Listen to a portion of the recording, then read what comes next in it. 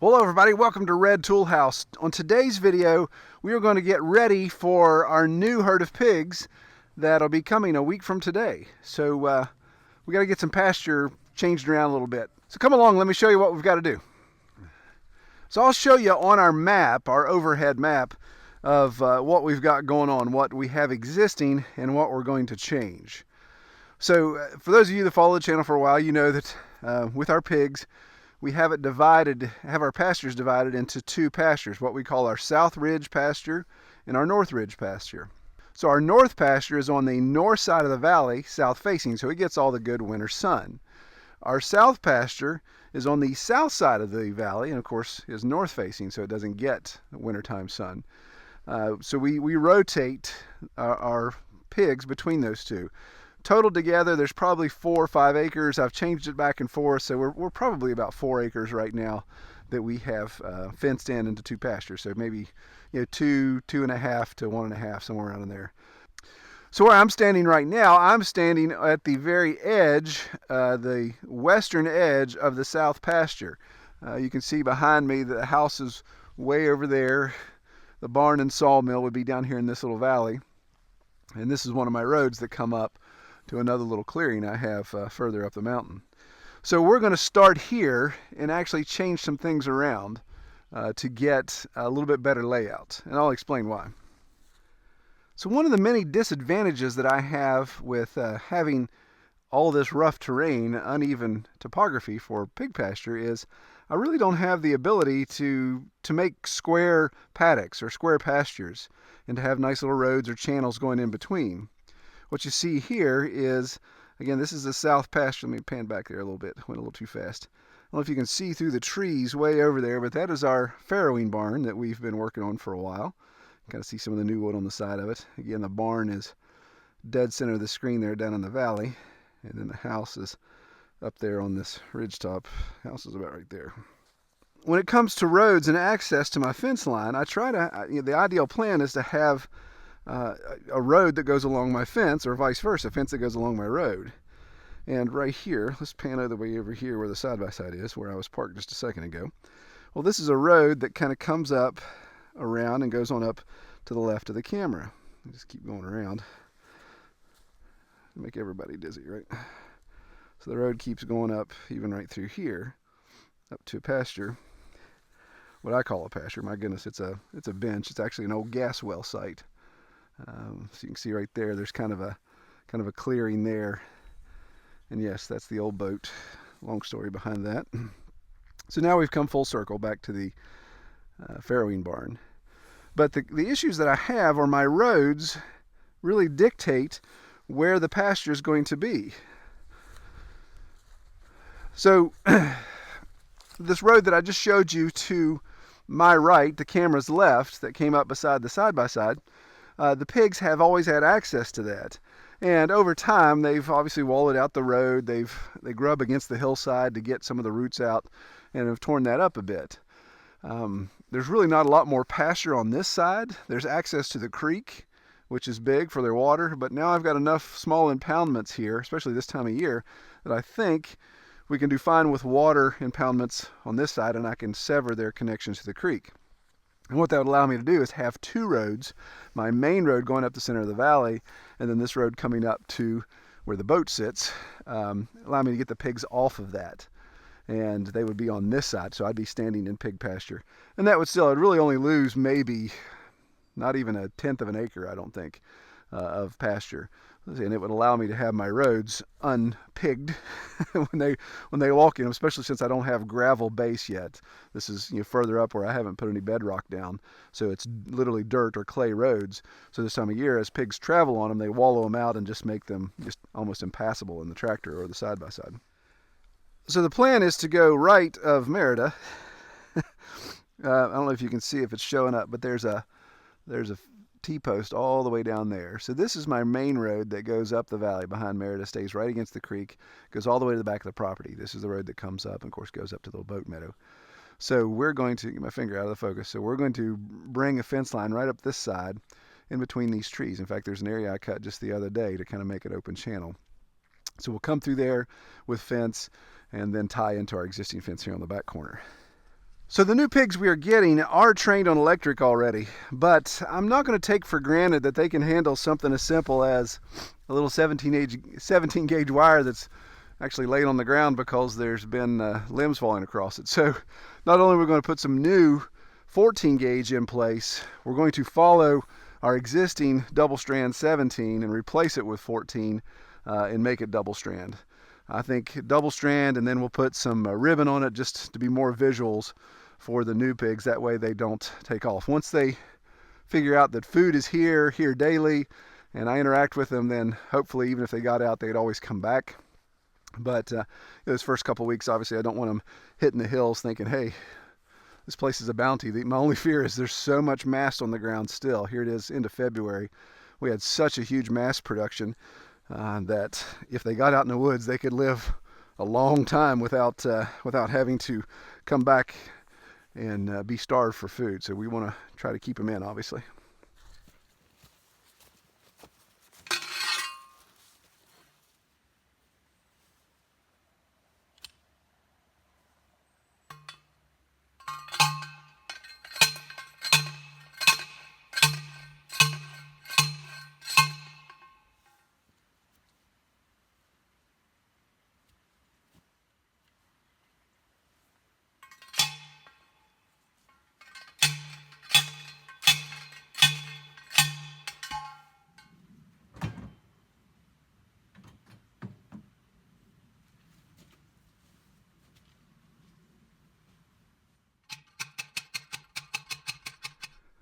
So here's a problem I run into constantly on this farm. You can see my T-post way up there.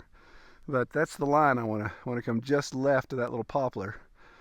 But I don't know if you can see draped across is 2 strands of barbed wire. So it goes from that Virginia pine, 2 strands down, to this hickory, double trunk hickory here, and then right down here to this poplar. And you can see it's been here a while. That's the one downside with obviously taking over an old abandoned farm is you got old ways to tend with. So they must have had special on barbed wire. Actually, that's not a hickory, that's a maple. Must have had a special on barbed wire, but it is everywhere. So I try not to nail to trees. I won't say that I never have, because there's times I have. If I do, it's something that's a scrub or something I maybe even coppiced already. But these trees, I'm going to use this poplar. I'm actually going to use it as my turn and go on down to that T-post, and that'll connect my pasture in. Since this already has barbed wire in it, obviously I'm not afraid to connect to it. And what I do, I'll come through and cut this barbed wire out, and of course roll it up and dispose of it. But I always leave these little pigtails of barbed wire out. That way I can see them. There's a chance a pig could snag an ear or something on it, or somebody could get against it. I try to take the barb off at least, and maybe even bend the cut back.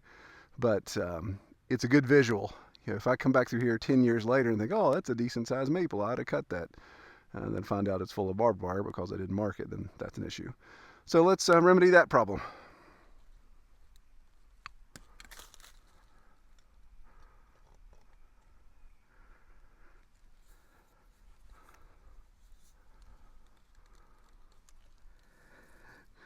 When we first started working, down so the camera can see me, when we first started working animals and came across all this barbed wire, I mean, we just found thousands of feet of it. I would take it and roll it up like this. Kind of go through the woods with my cutters, take it and roll it up, and hang it in a crotch of a tree somewhere. That way, thinking, when you drive back through here on the side-by-side or the four-wheeler or whatever I had at the time, then you'll see it. I know I should be wearing gloves. They're down there. Then I'll see it. And it's kind of funny there for a while. It's like, I think I need to go collect all these barbed wire rolls that I've created. I haven't picked any of them up in a while. I just kept picking up roll after roll after roll, thinking, my goodness, over the course of 5-6 years, I had really created a lot of barbed wire hoops hanging in trees. So when I do decide to go ahead and nail into a tree, like this poplar here that we've shown that was full of barbed wire, then I like to use these black nailing insulators. I think I've detailed these on a video many moons ago. But I like them because It keeps the wire close. You've got this little pin that drops in. It keeps the wire close to the insulator itself, so it doesn't have this leverage issue. Again, on this uneven ground, sometimes we've got tension up, down, that way, this way, and it just seems to handle all the tension best. Couple this with the 14 gauge wire, and I like the fact that the 17 gauge wire, the deer would bust it. When they'd go through it, they'd actually just break it in two, and I'd have to go through and mend it. When they hit the 14 gauge wire, they don't break it. What they end up doing is tearing these apart. So these are easy to replace than going back and splicing all your wire. And obviously keeps your conductivity better. So again, since we're going to nail into this poplar, it's already got barbed wire in it on this back side. I'm just going to go ahead and stick two here so we can have our two run.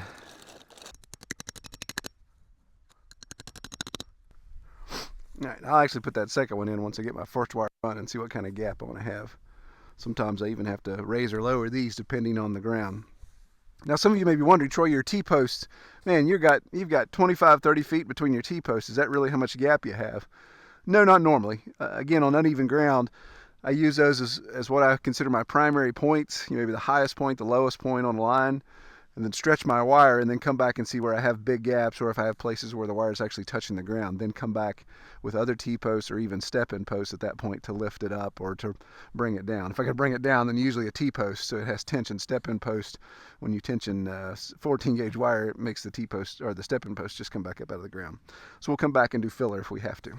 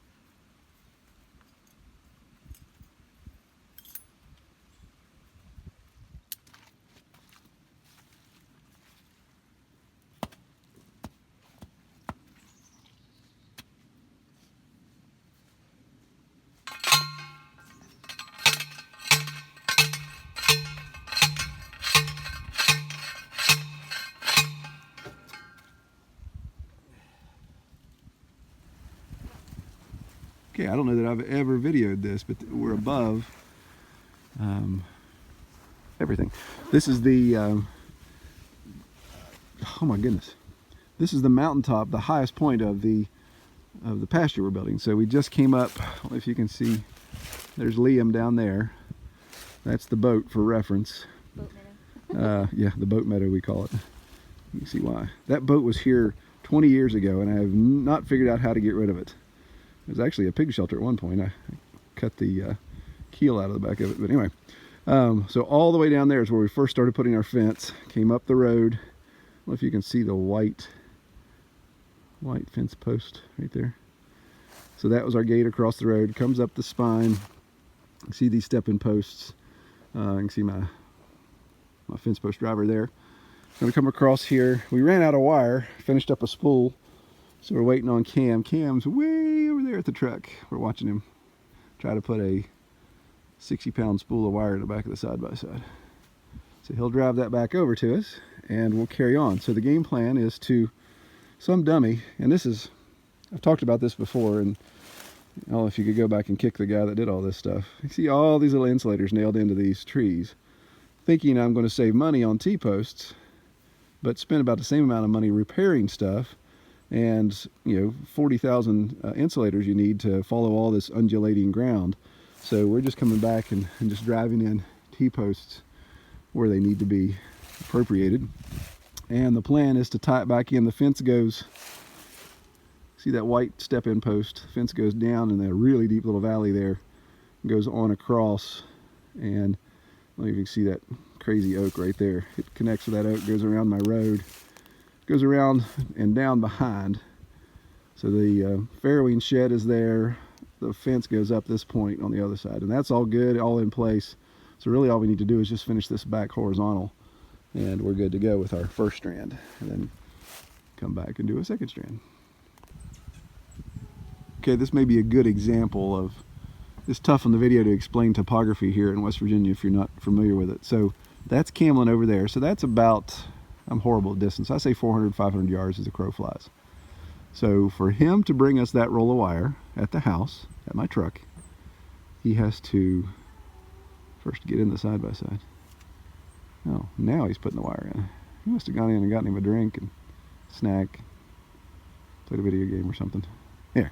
So he's got to back up down the driveway,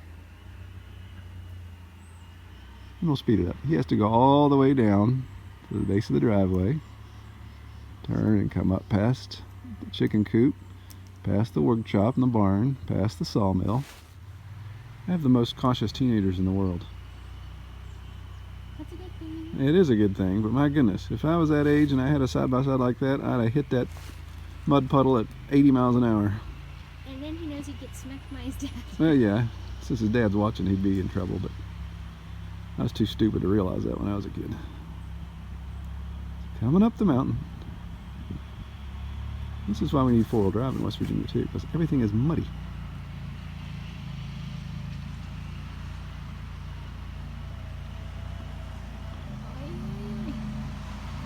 You can do it. Alright, so we came to this terminus. Just perspective, there's the boat. When we last shot, we were way up on that spot there. Come around the creek, past the side-by-side. And I have replaced every single attachment that attaches to a tree. So there's no insulator on a tree anymore. Which again, I should be kicked squarely in the face for that in the first place. But replaced everything with T-post, step-in post where the fence was a little low to lift it up. So pretty solid there with our single strand. Now we're stopping here for lunch, but what we'll do is we'll turn, and I've already got these T-posts in place. You just need to put the 14 gauge wire, and it goes around the road to about right, there's a maple tree right there, and it crosses there and goes down the hill all the way to the front of the workshop, and that makes our full loop. So literally just what, a couple hundred yards left of first strand, and then I can come back and do second strand. But we're going to take a lunch break, and I'll probably come back and mess around with it a little bit next. Well, here's something that accentuates the fun that can be had in West Virginia. So coming down here to finish off at my gate, that will then just be a straight run that's already in place all the way down to the workshop. This beech tree is where that starts. So all I had to do is just tie into this post, make a little gate with my wire, and I'm done. But as you can see here, here's my roll of half-mile fence. It took off. It's all the way down there. So that's going to be fun, because I need to roll it back up so it doesn't bird's nest,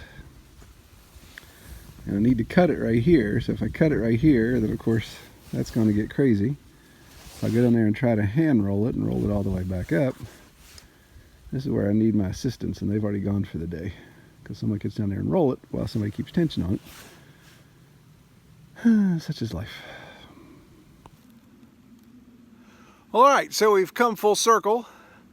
There's my last gate. Actually, it's where we started. The boat right there. So that was our first line that we did. Tied it all back together here. So I got one strand in, and it's almost dark. So we're gonna call it a day. Had a friend show up, so we did some stuff in the workshop. So didn't get as far as I wanted on my second strand. But one complete strand all the way around. Should be good. And we'll energize and make sure she's good to go. Well, obviously I'll detail when we get our pigs in. That'll be another video. And since I'm not doing the second strand tonight, I may do another video on that, or I may just get it done. I don't know how exciting that would be to see me go around the loop again. But you can get an idea of what we're dealing with here with our fence lines, with this uneven ground, trying to figure out what's the best way to cordon off these pastures. But all right, well, appreciate everybody watching. Have a good day. Take care.